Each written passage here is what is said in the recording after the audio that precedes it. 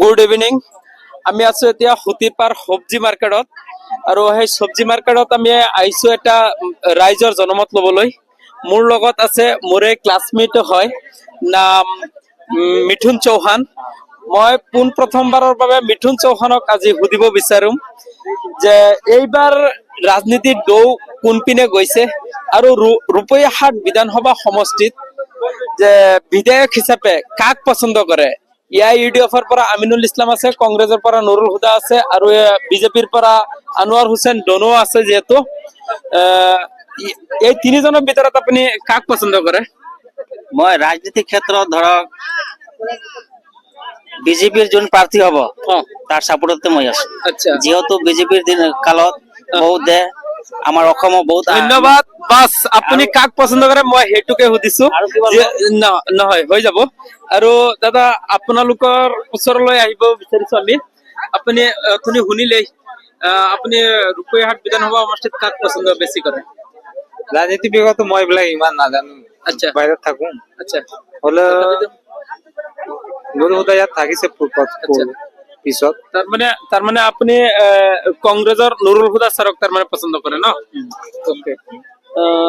আৰু ইয়াত আছে আৰু এজন দাদাক মই সুধিম। আজিৰ ভিডিঅ'টো একেবাৰে তাৰমানে আমি যেনেকুৱা কি বুলি কয়, আমি ইয়াং জেনেৰেশ্যনক আমি আজি সুধিব বিচাৰিম আৰু যদি পাওঁ তেতিয়া আমি সেইবিলাক জেনেৰেশ্যনত আহিম। দাদাক সুধিম যে এইবাৰ ৰূপৈহাট বিধানসভা সমষ্টিত আপোনাৰ তাৰমানে পছন্দৰ প্ৰাৰ্থী কোন? তিনিটা দলৰ পৰা, যেনেকে বিজেপি আছে, ইয়াৰ ইউডিএফ আছে, কংগ্ৰেছ আছে। ইয়াৰ ভিতৰততো প্ৰাৰ্থী বিলাকৰ নাম শুনিছে, আটাইতকৈ পছন্দ কাক কৰে? আমাৰ বেছিকে নুৰুল হুদাকে বেছি পছন্দ কৰে। হে আৰু ইয়াত খুৰা আপোনাক প্ৰশ্ন এটা সুধিব পাৰিম নে? অকে, নো কমেণ্ট। তুমি আহা, তোমাক এটা প্ৰশ্ন কৰিছো যে এইবাৰ ৰূপৈহাট বিধানসভা সমষ্টিত তাৰমানে বিজেপিৰ পৰা আছে আনোৱাৰ হুছেইন ধনু, ইয়াৰ ইউডিএফৰ পৰা আমিনুল ইছলাম আৰু কংগ্ৰেছৰ পৰা নুৰুল হুদা। কাক বেছি পছন্দ কৰা? নাই আমি পলিটিক্সৰ ইমান নকওঁ। আচ্ছা আচ্ছা, পলিটিক্সৰ বিষয়ে ইমান নকয়।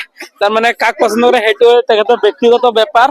আৰু আজি চাইছে হুতিপাৰ বাজাৰৰ পৰা আমি এই লাইভ অনুষ্ঠানটো আমি হেৰি কৰিছো। যিহেতু এইটো আমাৰ লোকেল জাগা হয়, ইমান আমিও হুট পুচ কৰিব বিচৰা নাই। আৰু আমাৰ এটা সপোন আছে যে গোটেই ৰূপৈহাট বিধানসভা সমষ্টিৰ গোটেইখিনি বজাৰ পথাৰ গৈ আমি চাম, মানুহৰ জনমত লম, মতামত লম আৰু তাত কি কয় মানুহে সেইটো আমি উপস্থাপন কৰিবলৈ যত্ন লম। ধন্যবাদ।